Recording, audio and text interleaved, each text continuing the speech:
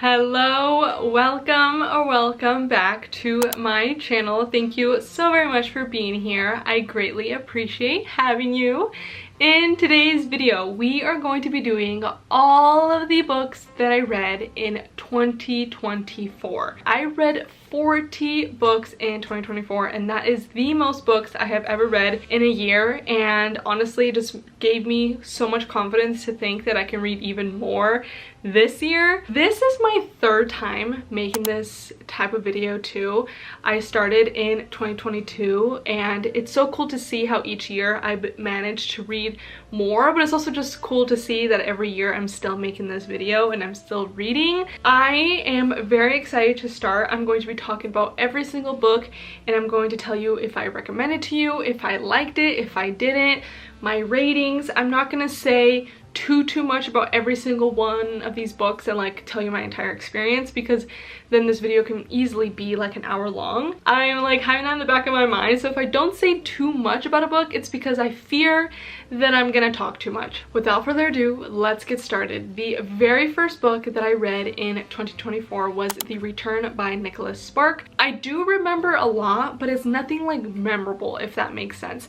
I wasn't too pleased with this book. It wasn't anything groundbreaking. I am able to recall a lot. Like I remember our main character had some PTSD. I don't know if he was in war, but I know that he had PTSD and he was trying to start fresh in his like uncle's home that's in like South Carolina. And there was like a sort of like mystery aspect to it, and there was an unexpected romance, but honestly I wouldn't recommend this book to you, and I wasn't very impressed by the book, unfortunately. Then the next book that I read, it is Archer's Voice by Mia Sheridan. I was extremely excited to read this book.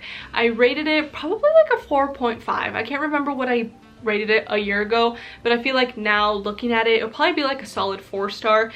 I thought that it was gonna be like a book that I've thought about multiple times since I finished it, but I feel like I can confidently say I haven't thought about the book since I finished it. Our main character, Archer, is very sweet, and it was really nice to read about. He has a hearing disability, he's deaf, and our main character ends up moving into the town that Archer lives at. And the romance, like the very first like 50 page, I was like, oh my god, the way that they painted the picture and like the beginning of the romance was beautiful. It really was.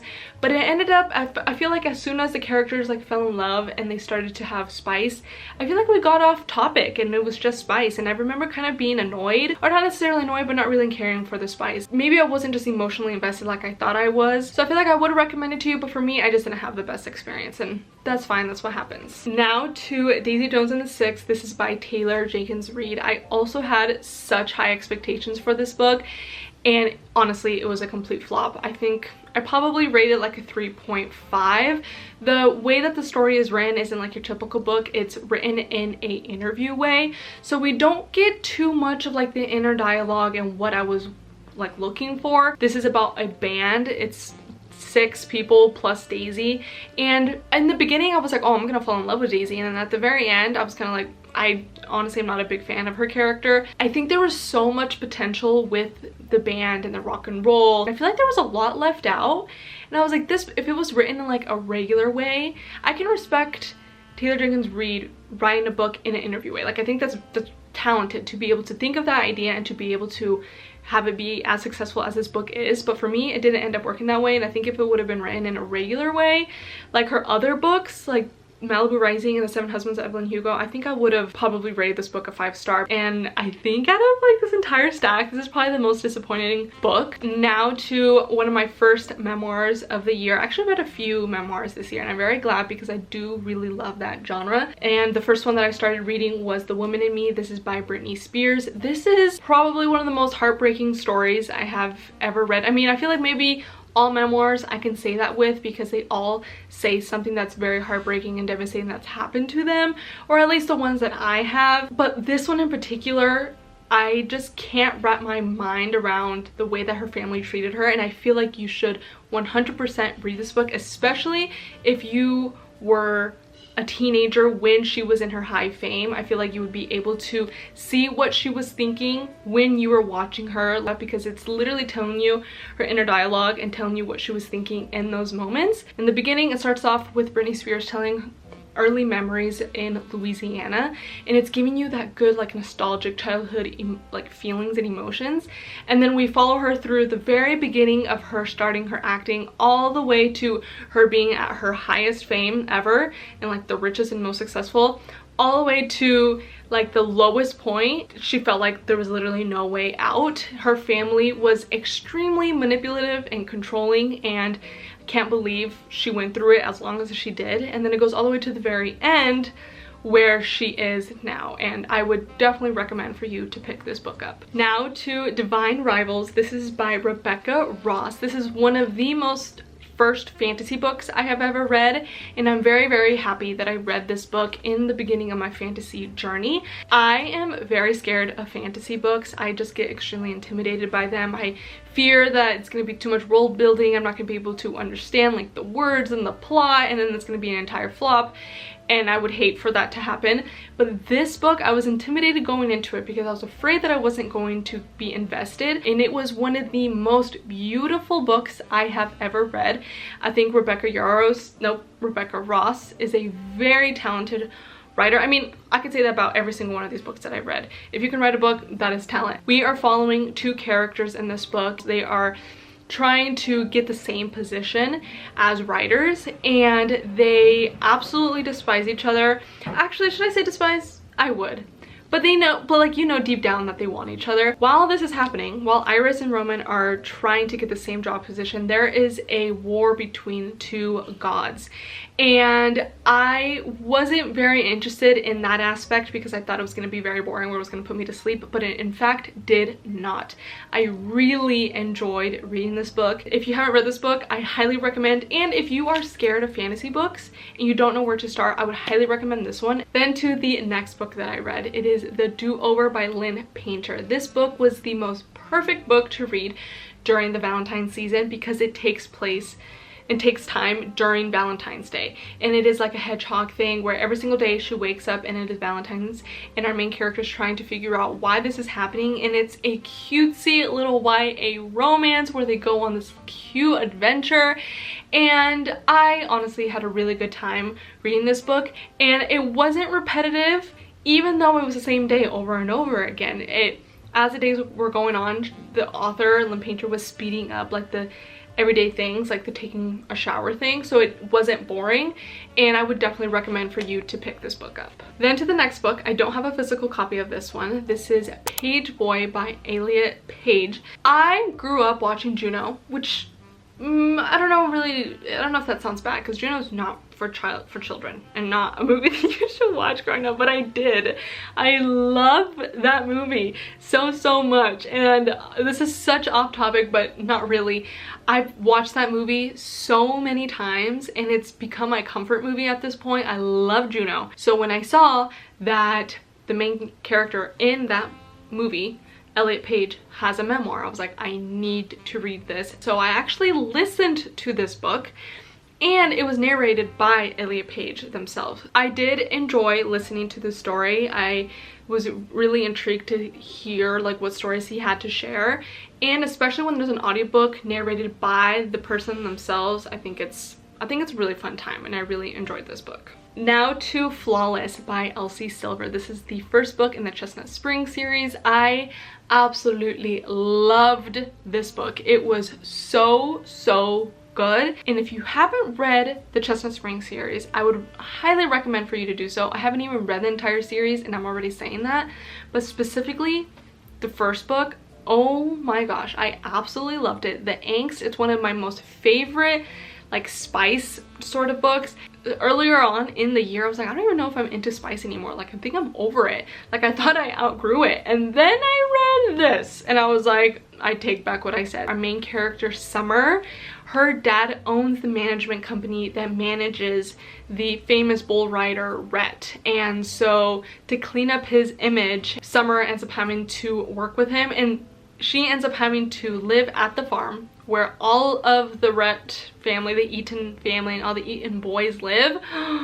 and it was so nice to get introduced to all of the boys, all the brothers, the dad, and like the talk of dirt and grass and cows and horses. I ate it up. I loved this book so much, and I'm so happy that it did not disappoint, because I had it really high in my mind, like expectations, and it did not disappoint whatsoever. Now to another book that I don't personally own. It is A Woman Alone by Nina Lauren. Honestly, I could have gone without reading this book. I haven't thought about this story since I finished it. I didn't really care for it. I think the concept was there. Imagine if Apple built a house. It was like that, where there's this all high-tech things. There's like basically robots doing things for you, but then some eerie stuff ends up happening. I would not recommend for you to read this book. It wasn't anything special, to be honest. I feel so bad saying that, because I feel like I'm like dissing the author. I feel so rude saying it like that, but I didn't care for the book. Things We Hide from the Light by Lucy Score. How do I say this book? It was extremely bingeable, a book that I can just devour. Like, I can sit and 100 pages would go by and I did not even notice. And that's Lucy Score's writing for me. If I think too hard about the actual romance, I wouldn't be very interested in it, and I probably would dog on it. I did really like our woman main character, but there was things that Nash would do that actually pissed me off, and I felt like he was not like a girl's girl sort of thing. Like, he seemed very like dominating and like possessive and like aggressive. If this were to be in real life, I'd be like, girl, leave. So it kind of just sounded like I was dogging on this book this entire time, but I did enjoy it at the same time. I have mixed feelings about it. I don't know. The Co-Worker by Frida McFadden. I binge read this book on a flight from visiting my family. I think it was the taddest bit slow, but I was still able to just keep reading. And the very end and the plot twist was absolutely insane, and I would highly recommend for you to read this book. Now to this, I think it's like my third memoir of the year. This is My Body by Emily Ratajkowski. She is a very famous supermodel, and it talks about the early memories of her childhood to when she started modeling and like her big moments in the industry, all the way to where she is in the present moment. And it talks about how when you're in the public eye, but specifically a model, your body gets taken away from you in a way that you don't really have control on what you do. There's people that take advantage of you. But this book was very empowering, and I did enjoy. I actually listened to this book too, because it was narrated by Emily Ratajkowski herself. I Am Not Your Perfect Mexican Daughter. This is by Erica L. Sanchez. It was a very heart-wrenching story, but it talks about mental health, it talks about depression and anxiety, it talks about suicide, there's death, there's so many heavy topics in this book, but it was still so funny at the same time. I think you have a lot of talent if you're able to put that into a book. There was specific things where it made me feel very like nostalgic or like comforting, because it was very like specific Mexican things, but there was also a lot of like generational trauma and mental health talk. Like, it's notorious for Mexicans to be very delusional and to be narrow-minded with mental health, and this talks about that, so it can be triggering. I did still really enjoy this book. It could definitely 100% be triggering. I would recommend for you to search up any trigger warnings for any book that you go into if you know that you have specific triggers. But for this one in particular, there was a lot, but I would still highly recommend for you to read this book. The Score by Elle Kennedy. This is the third book in the Off-Campus series. I have been making my way through the Off-Campus series painstakingly slow. At this point, I think I've read like a book a year. It kind of just felt like they were immature, and I didn't really enjoy reading it, and I think that's the main thing with these books so far. The Deal, the first book, loved it, but the second two books in the Off-Campus series, which is The Mistake and The Score, it feels like they're immature, but in the way that I don't enjoy. I had such high expectations with this book, with the series in general too, which is so sad.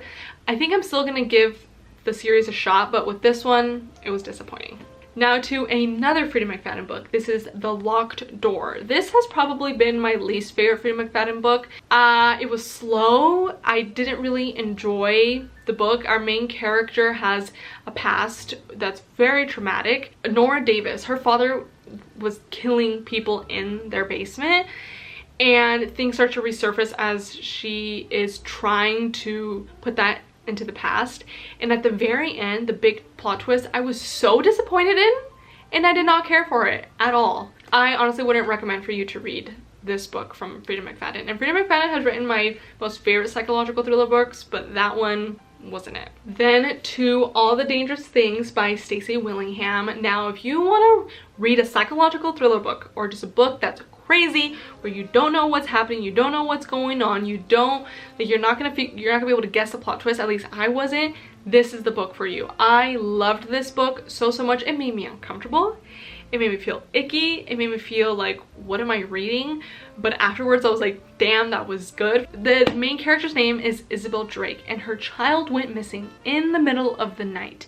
And she is trying to figure out what's happening, and the cops already stopped trying, and it's like a cold case, but she is determined to figure out what happened.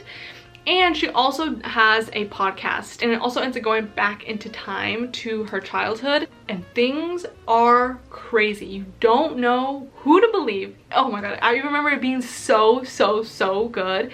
I could not guess a single thing. I did not know who to trust, who to believe. I was turning my back onto the main character. It was so good, and I definitely 100% would recommend for you to read this book, and I would definitely read more from Stacey Willingham. I probably would rate this book like a solid 4.5. This was a really good book. Now to a completely different genre. We just went from spooky, scary, messed up book to Love and Gelato by Jenna Evans Welch. This was a cutesy little YA book that's based in Tuscany, Italy, I believe. It was honestly so cute to read about. The romance was adorable. Like, our main character is following through her mother's diary as she's exploring Italy for herself.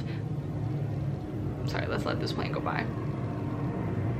It did have a mystery aspect to it where we don't know what's going on, and a lot of emotional development and some trauma too, but still very good, and I would highly recommend for you to read this book. Then we got Book Lovers by Emily Henry. This is, okay, so I started reading this book and I wasn't able to get myself to pick up the book. So I think I started to listen to the audiobook, and that really helped. And I think in the beginning, I had really high hopes for it, and then it kind of just completely declined. And then when I started listening to this book, I ended up just binge listening to it, and I was invested and I liked it.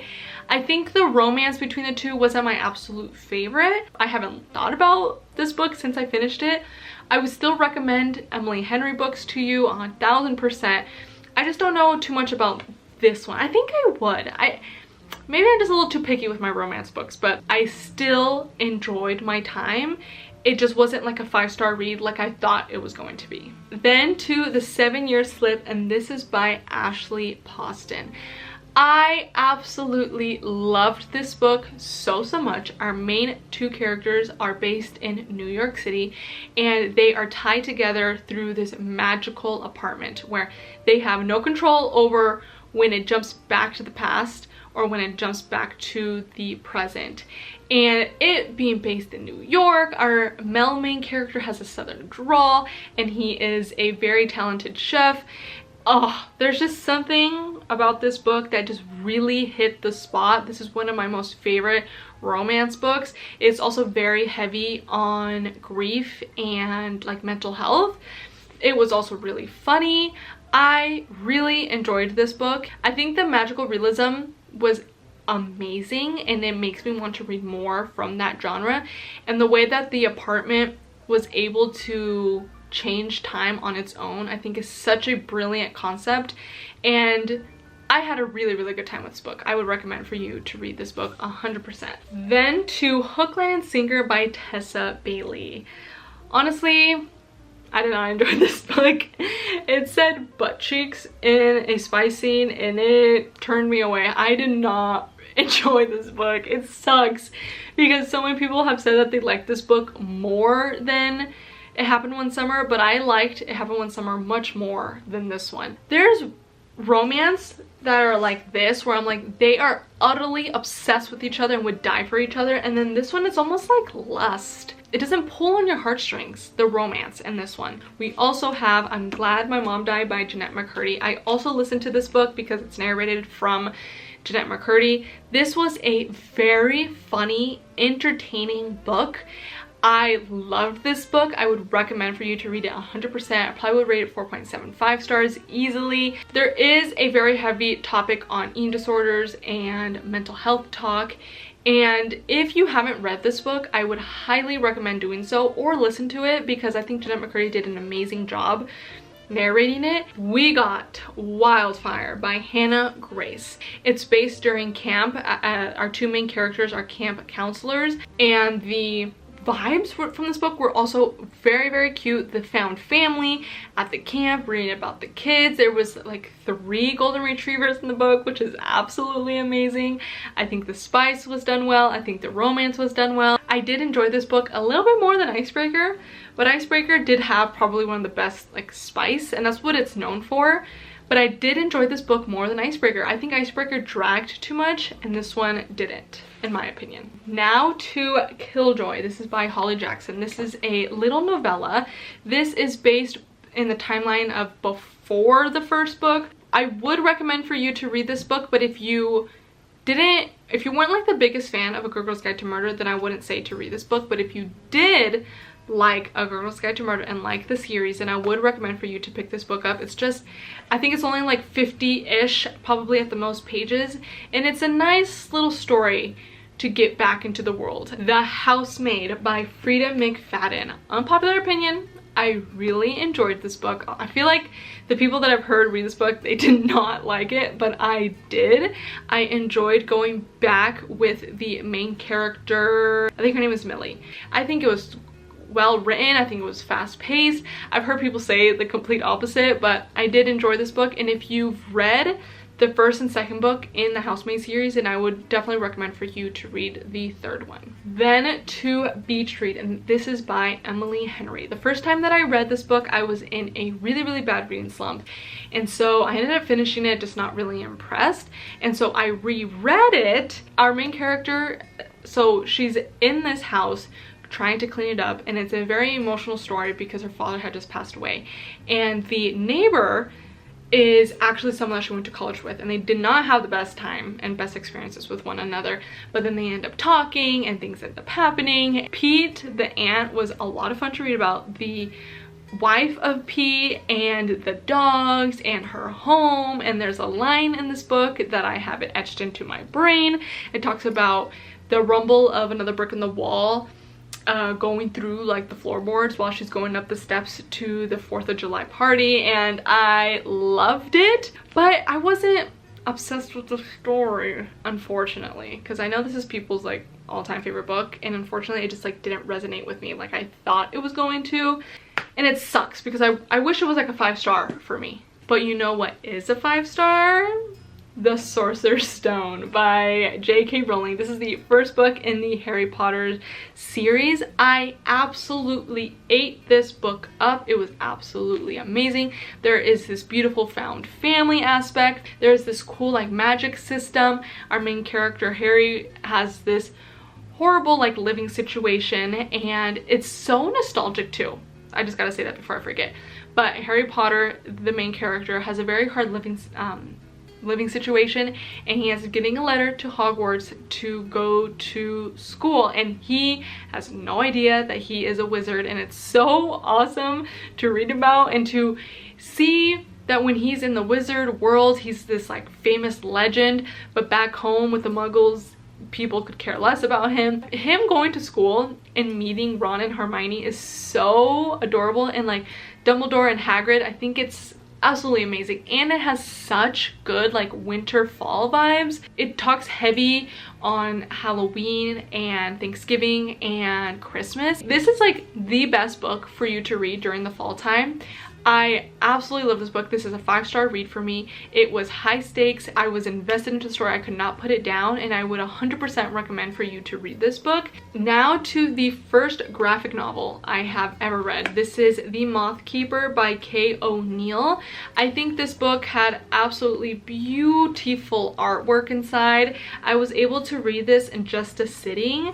I think I wasn't really able to resonate with the characters very well, and I wasn't really like deeply invested, like emotionally invested into the story, but I still had a lot of fun reading this book. Now to the Inheritance Games. This is by Jennifer Lynn Barnes. This was a very anticipated book for me. So many of you guys have recommended this book for me, and I had lots of high expectations, and honestly it did not disappoint. So our main character Avery is a very, very smart girl. It starts off with her in school, and she's basically at rock bottom, living in her car, and she ends up getting this invitation to go to the Hawthorne's house, a family that she's never even heard about. And she ends up going to this house, which is like the biggest mansion that you can wrap your head around, and there's all of these like brothers who are the grandkids of the Hawthorne main guy, Tobias Hawthorne,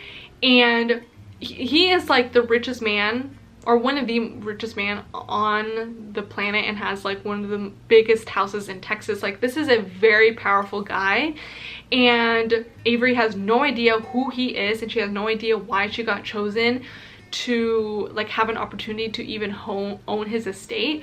Tobias Hawthorne ends up putting Avery as like the owner of his entire like company, his money, his home, under one condition: that she were to live in the house with the Hawthorne brothers for an entire year. So this book starts off with that, and crazy things end up happening. You don't know who to trust.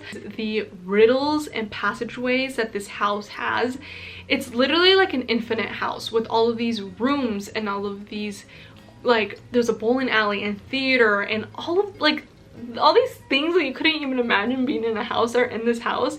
And the secret passages and like riddles that our main character and the brothers are like investigating is such a cool concept. Then we got The Pumpkin Spice Cafe by Lori Gilmore. This is one of my most favorite romance books out of the year. I rated this like a solid 4.5 star, I would say. I really enjoyed the small town romance that was in this book. It completely transported you into a beautiful, cozy, small town book where you feel like everyone is family. Our main character is trying to get on her feet. She isn't loving her life that she has like in the city. I don't know if it's New York, but she's not very happy with the way that her life is. So when her aunt is wanting to go on vacation and leaves the cafe for her, it's such a great way for her to find something to do with her life, but like a change and like something better than what she was doing back home. She immediately ends up meeting our main character, who is a very sweet farmer to read about. He rescues animals at his farm, and I honestly loved this book. This is the best fall romance book I have ever read, and I highly recommend for you to read this book. Then we have Heartless by Elsie Silver. Guys, this is my most favorite, probably my most favorite book out of the year, but definitely my favorite romance book ever. This book was so freaking good. Like, I'm starting to blush just thinking about it. The best cowboy romance book out there. This is only the second cowboy romance book I've ever read, and I'm already saying that. This was so damn good. It was it's single dad and nanny trope. The nanny is taking care of the little boy for the summer. She's a city girl, he's a country boy. Oh my gosh, the spice in this book is absolutely insane. I loved this book so much. This was such a bingeable book for me. I was able to read it so quickly. I was obsessed with this book. I was always wanting to pick it up. Kate Eaton is probably my favorite book boyfriend. I loved this book. I would highly recommend for you to pick this book up. Then we have the second book in the Harry Potter series. This is The Chamber of Secrets. This was so high stakes.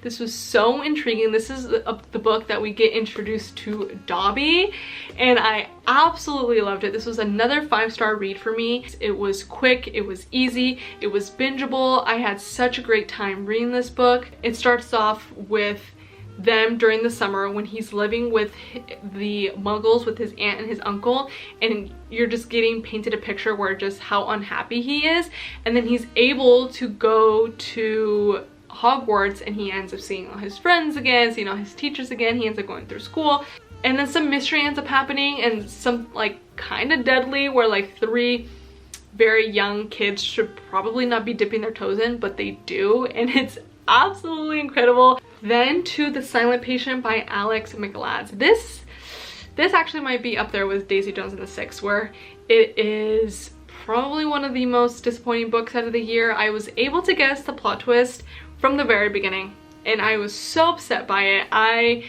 honestly was really disappointed with this book. I would probably rate it like a solid 3-star because it was bingeable, and that's what's weird about it, is it was bingeable. I was eager to figure out what was happening, but then between like 50 to 75% way through the book, I was like, wait, I know what's happening, and I've been knowing. And then at the very end, realizing that I did guess it, I was so disappointed. But the concept of the book was crazy. Our main character is a counselor, and he is trying to help Alicia speak. And Alicia went through this very traumatic experience where she ends up murdering her husband, and it says this all in the synopsis, and she ends up like not speaking for like 7 years, and she's held in this psychiatric hospital, and that's where our main character comes in, where he's trying to help her and help her speak. But I did enjoy his writing, and I would probably pick up more from Alex Mclads. Then we have One by One by Frida McFadden. This was a very quick and easy bingeable book. I read this like, I think in like a day or two. I read this over the weekend. Now, the beginning, or just like the plot, might have been a complete flop, but the very end really saved it. I did not guess a single thing that was going to happen, and therefore I enjoyed it because of that by itself. Now to The Prisoner of Azkaban. This is the 3rd book in the Harry Potter series. I think J.K. Rowling is brilliant to think of such worlds, and it just completely transports you into this world, and it truly makes it feel like you're right there with Harry Potter, walking in the school hallways trying to figure out what's happening. Like, I swear it does such a good job with putting you right into the story, and it's one of the very few books where I'm able to just like binge read and just be so invested, and like I'm in like a trance where I'm just like flipping the page, like trying to figure out what's going to happen next, like just so invested. And like when my boyfriend starts talking, I'm like like it's as if I'm watching a thriller movie. So when anyone starts talking, I'm like, please let a girl read. Then we have Pumpkin Spice and Poltergeist. This is by Ali K. Mulford and K.L. Morrison. This was such a cute book. This is a small town romance book, but it's also sapphic, and there's witches and werewolves and like sirens and like mythical creatures in this book, and it was so freaking cool. And our main character ends up summoning her ex who had passed away, and her ex, the ghost, this one right here, can't go away until our main character finds true love again. And it was such a unique and cool concept, and I would highly recommend for you to read this one. Then we have The Cinnamon Bun Bookstore. This is by Lori Gilmore. This is the 2nd book in the Dream Harbor series, and unfortunately this did not like live up to my expectations. I thought that I was gonna like this book probably just as much as the Pumpkin Spice Cafe, and unfortunately it didn't. I would say probably like 75% of the book is summer vibes, and not that I'm against that, but it just threw me off that the front cover is cozy fall vibes. So for us to be like going to the beach and going to the carnival and like doing summery things, it kind of just like threw me for a loop. But I was still able to enjoy the romance. I still had a fun time going back into Dream Harbor, into the small town with all of the friends. Then to If You Lie by Caleb Stevens. Now Caleb Stevens himself sent me this book, you guys, and I am so honored to say that. He is a very, very talented psychological thriller writer. This is a psychological thriller book. It is based about our main character who is stuck on a cruise with a cult, and the twists and the turns and the entire story is so good. I would highly recommend for you to read this book. I celebrated my dad's 50th birthday, and I took a couple shots. I came home exhausted, and you know what I did? Instead of falling asleep, I picked this book up and finished it. That's how invested I was. I was tipsy, and I read and finished this book. If that doesn't say anything, I don't know what does. I almost missed a book. I don't have the physical copy, so I forgot to even talk about it.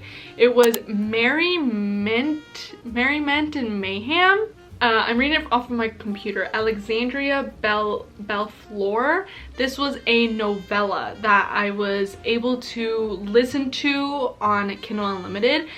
I honestly needed something to listen to while I painted my nails, and it was honestly the perfect book because it lasted the entire time that I was painting my nails for. Like, it was a super short novella. I think it was like an hour and a half, and that's what I needed while painting my nails. And the reason that I picked this specific one up is because it's based about a firefighter, and to be honest, I could have gone without listening to it. I think maybe it's novellas, maybe like romance novellas kind of can be tricky because I need the angst, I need the slow burn, and that's not what's going to happen in a novella.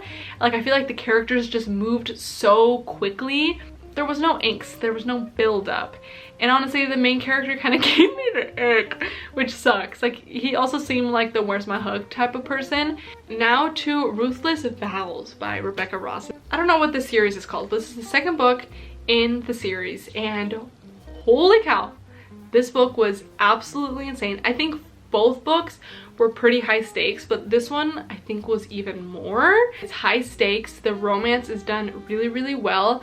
It is like really heavy on the war, and that's basically like the biggest concept of these two books is the war that's going on, and this picks up with that. And I would highly recommend for you to read the series. I think the series and both books are unique in their own ways, and I think the stories are beautiful, and I would highly recommend for you to read them. Now to the last book that I read in 2024. This is Love Like Farms by B.K. Borison. Our two main characters I think were extremely likable. Our main character is trying to salvage and save her tree farm. It feels like everything is going wrong, and it's right before the Christmas season where they're going to be at like their peak, and she's trying to figure out why her packages are missing, why like a patch of trees have died. There's just so many things, one thing after another, that ends up happening to her farm. There's also this whole like contest that our main character applied for, where a very famous influencer goes to her farm and ends up making like this video to advertise to people, and if she wins the contest then she wins $100,000. And so when she's like scrambling trying to like save her farm, she ends up signing up for this contest. And one thing that she ends up putting in the application is that she owns the tree farm with her boyfriend, only she has no boyfriend. So that's where the whole like fake dating comes along too. And I did really enjoy this book, and I would recommend for you to read this book. I think it was a good old Christmas book. That concludes every single book that I read in 2024. I am very happy with my reading year. I was really able to, there was things last year that I wasn't happy about, and I was able to change it this year. I was able to read more. I was able to learn to DNF books. I just learned a lot about myself as a reader, and I had such a great reading year, and I'm so excited to see what 2025 has in store for me. And that is going to be it for today's video. Thank you so very much for watching, and I will see you guys next time. Bye!